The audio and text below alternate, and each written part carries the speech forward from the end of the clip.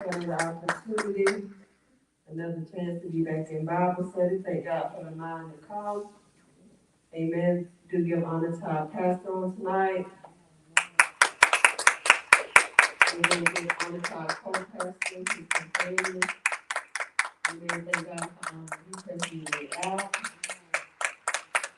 Amen. Thank God we got Terry and Kelvin in the house on tonight. Amen. He is the Kelvin and sister. Amen. Thank God for them. Amen. We know we're in a new month, so we'll be starting on a new topic this month. And I'll probably go on throughout the next 3 Bible studies. Lord say the same. All right, we're going to be talking on a fading vision. All right, a fading vision.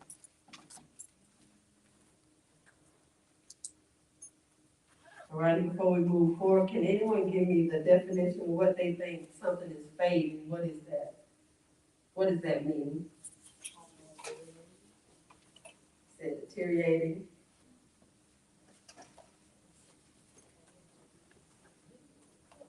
All right, y'all say the same.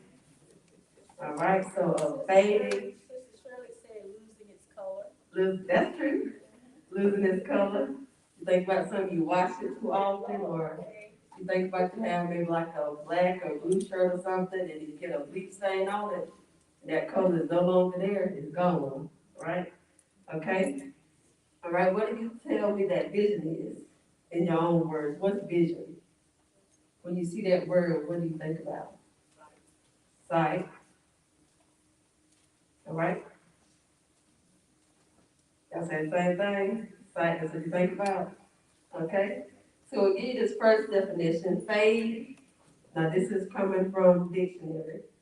To gradually grow faint and eventually disappear. All right? To gradually grow faint and eventually disappear. All right, when I looked at that word, I thought about you ever think about you see something in the distance and it's fading. The further away you get from it, it fades off, and eventually it's no longer in our view. All right, to gradually grow faint and eventually disappear. All right, so I'm still writing. Okay. So vision, this is just the definition that was given, the sense or ability of sight. Also gave the act or power of anticipating that which will or may come to be. All right, vision. Look at the word vision is multiple different meanings or definitions, and also to be shorter, it said a dream or a goal.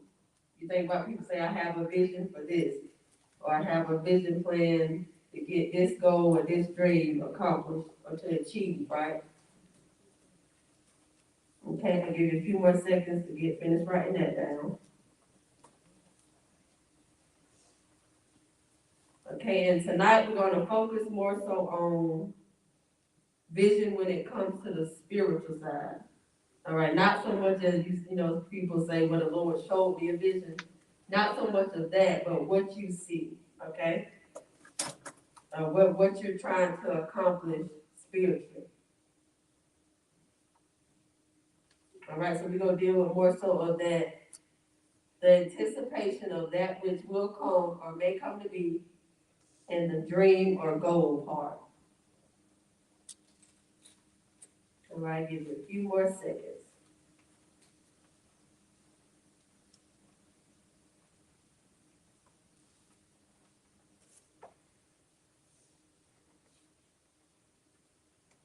All right, everybody got it?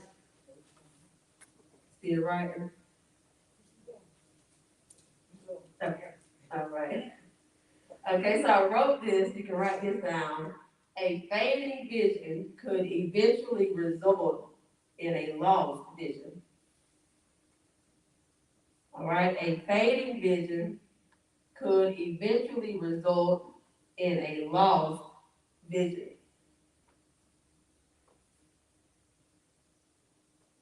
Right? Spiritually, a lot of things go on in our life. We may start out strong in the Lord, and all of a sudden some things get in our eye view or in our path, and we'll lose our focus on what we're doing for the Lord, right?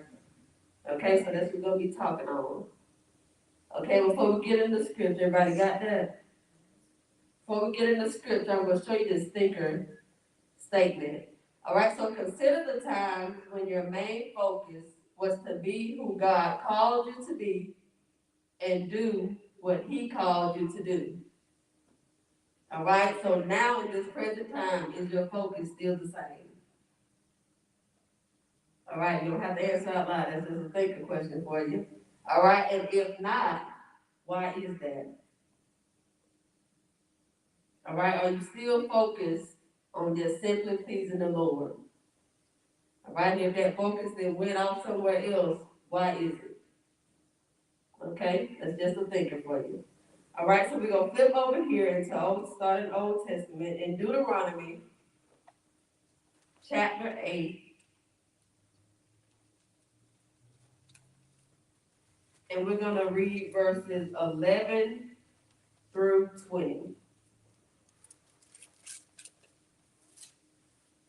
All right, so you think about, you can consider the time when you first was coming to the Lord.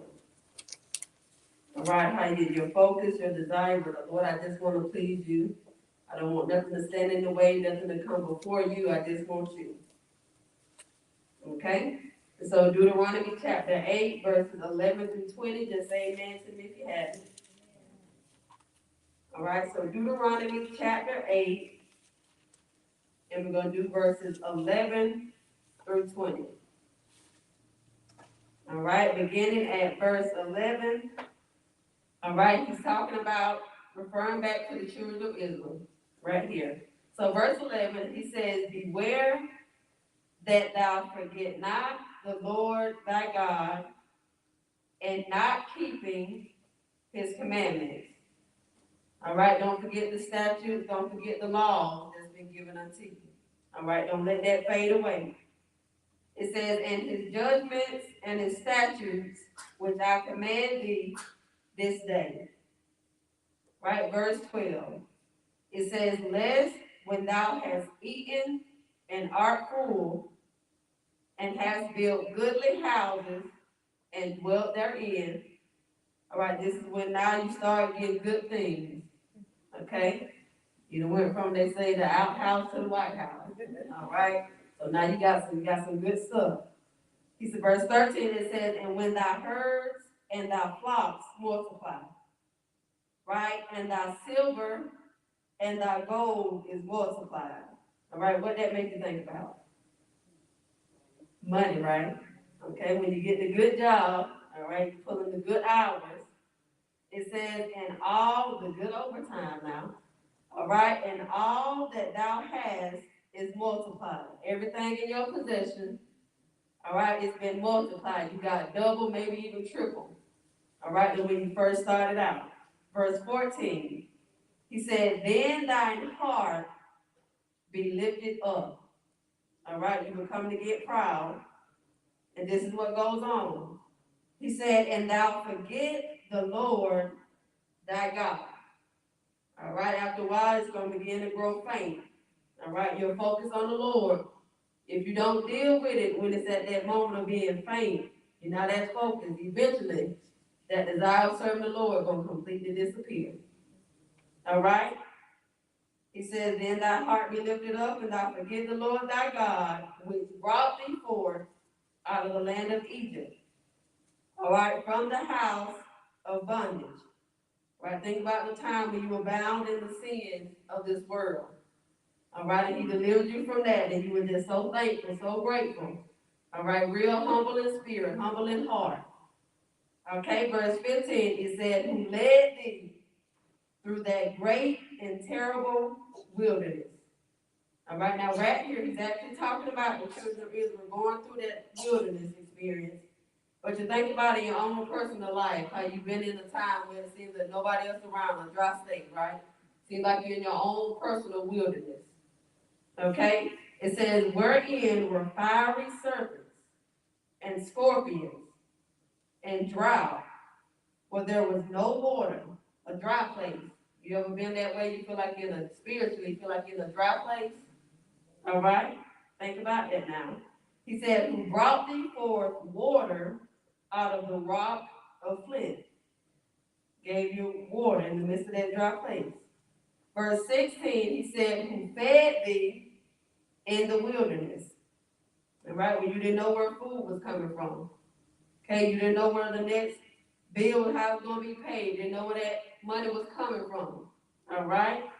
Say, with manna, which thy fathers knew not, that he might humble thee, and that he might prove thee to do thee good at thy latter end. All right, listen to what he said. He said, and thou say in thine heart, this is what you begin to say to yourself, my power and the might of mine hand have gotten me this wealth. All right, you begin, basically, you're making yourself a God. You feel like I did this. Okay, remember when you were scraping up pennies just to get gas, now you don't have to worry about the $100 no more. It's going, they're gone. It's coming right back to you. You don't even have to worry about it.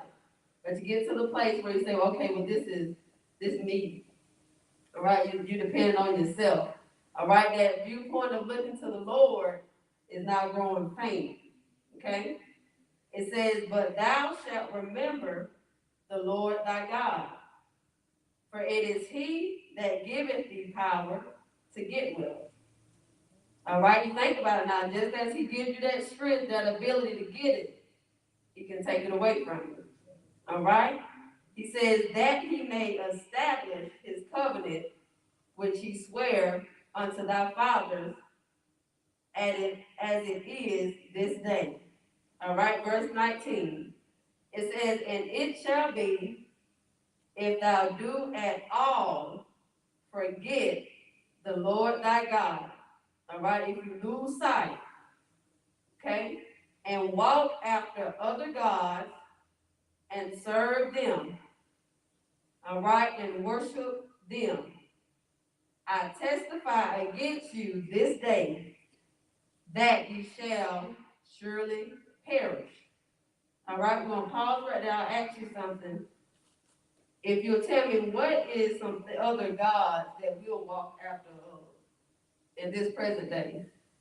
We may not look at it as a God, but what are some other things that we can actually put before God that can distract us? Okay, say job, children, ourselves. Husbands and wives. Thank you, Sister Shirley. She said husbands and wives. Spouses, husbands, wives, siblings. All right, these things can get in our eye view and distract us. All right, you think about it now. If all these things, like he was telling them, you making gods out of this stuff that I provide, I give you, you're going to lose focus of the Lord. All right, and that's going to be a danger zone to be in. But you remember now, that's one of the enemy's main agendas to do to the people of God. If our attention is no longer on him, all right, what's going to happen is it's a great separation going on. All right, and we don't want to find ourselves way off on the island and we're far from the Lord. All right, don't let anything, if anything, been in your way, being a distraction, I say. Amen, you got to really deal with it. Don't try to sweep it under the rug. Don't say, well, no, that ain't. But you think about it, do you give more time to that or you give more time to the Lord? All right, I'll tell you to do this in your own time. Just go throughout your own one day of your walk with the Lord, one day of your personal life, and calculate how many hours or minutes you spend from each thing that you do within a day. All right, and then compare that to the time that you're spending with the Lord. Compare that to your prayer time. Compare that to your reading time. All right, that's what the enemy, if we're distracted, you think a lot of times if we're distracted, our mind, it ain't really on the Lord. And what happened is, because we know we got to give ourselves to the Lord, it'll be rushed, be quick. I gotta get down and pray. So 5 minutes, okay, I can pray. Get up. And you really don't, there's a brokenness that don't even really come because you're rushing, all right? Get busy. I was looking at the word busy, and there's actually an acronym, for each letter, they have a word for it. And it said, being under Satan's yoke. All right, that's what I Googled it, and that's the first thing that popped up from the word busy. All right, but when I looked at it, I said, well, not all, you can have busy being under someone else's yoke. All right, if you think about it, you can be under the yoke of the Lord, or you can be under the yoke of the devil. All right, so you have to examine yourself, okay? So who am I giving majority of my time? What am I doing? All right, consider that. Okay, so verse 20, it says, as the nations which the Lord destroyed before your face, so shall ye perish, because ye would not be obedient unto the voice of the Lord.